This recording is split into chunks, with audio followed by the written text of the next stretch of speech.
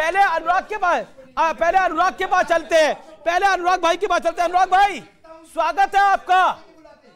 Mayor चुनाव के नतीजे क्या आए हैं, कुछ जानकारी मिली आपको? कितनी सीटें आ रही हैं समाजवादी पार्टी की?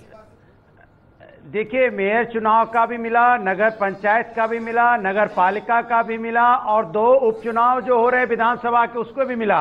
दोनों उपचुनाव विधानसभा की समाजवादी पार्टी जीत रही है और जीत की तरफ अक्सर है। थोड़ी देर में आपको खबर मिल जाएगी।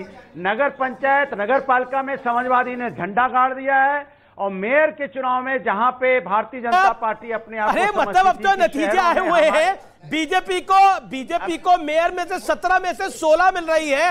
आपके खाते में 0 अंडा चल रहा है, सामने टैली दिख रही है, और आप तो मतलब सामने गलत बोल रहे हैं, सामने गलत बोल रहे हैं। दीजिए, आज मैं कहां बोल रहा हूं? मैंने नगर पंचायत, नगर पालिका बोली है जिसमें समाजवादी ने झंडे गाड़े। मैंने बोला विधानसभा का दोनों उपचुनाव समाजवादी पार्टी जीत रही है। आप मेयर की बात कर रहे हो, तो आप मेयर पे भी आ रहा हूं। मेयर पहले भी समाजवादी पार्टी का एक भी नहीं था, लेकिन आज की डेट में समाजवादी पार्टी 5 सीटों पे कहीं 200 से कहीं 100, कहीं 50, कहीं 16 वोट से आगे पीछे चल रही है, और नापदम कर रखा है भारतीय जनता पार्टी का शहरों में। बड़ा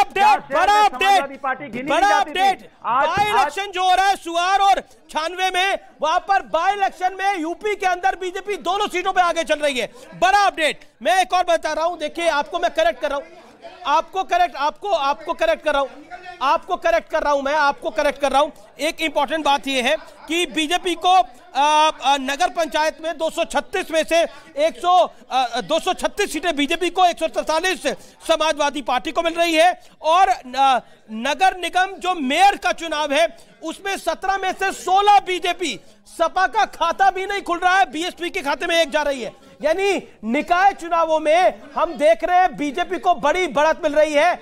अपना दल जो मैं आपको बता रहा हूं, 2 सीटें, उसमें 1 सीट पर बीजेपी का सहयोगी है अपना दल, वो है जी उनका रुख कर रहा हूं। लेकिन इस समय मेरे साथ कांग्रेस के नेता भी जुड़ रहे हैं, उनका रुख कर सकता हूं। अभय दुबे, बड़ी जीत की तरफ कांग्रेस पार्टी आगे बढ़ती हुई 122 सीटों के साथ। अमीश देवगन जी, कर्नाटका के चुनाव में ना प्रधानमंत्री जी का मुखड़ा चला ना दुखड़ा चला। 90 गालियों का जिक्र किया मगर 9 काम गिनाए नहीं प्रधानमंत्री जी ने। भारत जोड़ो यात्रा का बड़ा प्रतिसाद है। भारत की राजनीति की दिशा भारत जोड़ो यात्रा ने तय की कि वो सैद्धांतिक और बुनियादी मुद्दों पर होगी। वो ना लव जिहाद पर होगी, ना हिजाब पर होगी, वो बेरोजगारी पर, महंगाई पर, 40% के भीषणतम भ्रष्टाचार के खिलाफ वोट दिया। मैं हतप्रभ हूं, आज आप उत्तर प्रदेश के स्थानीय निकाय के चुनाव परिणाम प्रदर्शित कर रहे हैं। अभी एपीएमसी के महाराष्ट्र के चुनाव परिणाम नहीं दिखाया आपने, जहां पर महाविकास अघाड़ी ने प्रचंड जीत हासिल की अभी 30 अप्रैल को। यह दर्शाता है कि भारतीय जनता पार्टी इतनी भयाक्रांत है इस हार से, क्योंकि यहां से पराभव उसका प्रारंभ होगा। तो उन्होंने विचार किया कि चलिए स्थानीय निकाय के चुनाव के परिणाम दिखाकर इसको हमने तो वो भी दिखाए थे। ये निकाय चुनाव के नतीजे सुबह से पहली बार दिखाए हैं, वो भी 5 मिनट के लिए, लेकिन आपको उस पर आपत्ति है। वहां पे बीजेपी की जीत हो रही है, कर्नाटक के अंदर कांग्रेस की जीत हो रही है। एक जिस वृक्ष पे फल लगता है उसमें जिस रक्त पे फल लगता है उसमें वो थोड़ा झुक जाता है। तो आपको एक अच्छी बड़ी जीत मिल रही है कर्नाटक के अंदर, तो उस जीत को एंजॉय करिए अभी। और कांग्रेस की सीटें और बढ़ गई हैं, अब 123 की तरफ कांग्रेस आगे बढ़ रही है। मेरा स्पष्ट सवाल है, ये जीत मल्लिकार्जुन खड़गे और राहुल गांधी की है, और इसके बाद जो लाख टक्के का सवाल है, जो सबसे बड़ा सवाल है, सीएम कौन बनने वाला है? देखिए अमीश देवगन जी, ये तो भारत के संविधान ने रास्ता तय किया हुआ है कि जीते हुए प्रतिनिधि अपने विधायक दल के नेता का चुनाव करते हैं और शीर्ष नेतृत्व निर्णय लेता है। मगर हां, एक बात साफ है कि अब कर्नाटका की सरकार में वो जो महंगाई की आग में झोंक दी गई महिलाएं वो नेतृत्व करेगी, बेरोजगार युवा नेतृत्व करेंगे, वो ठेकेदार नेतृत्व करेंगे जिनसे 40% का कमीशन खाया गया, वो लिंगायत अब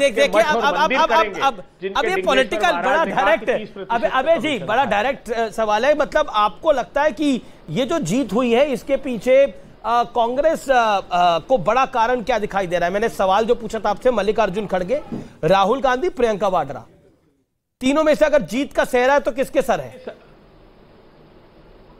राहुल गांधी जी, प्रियंका जी, खड़गे साहब, सभी लोग सामूहिक नेतृत्व में विश्वास रखते हैं।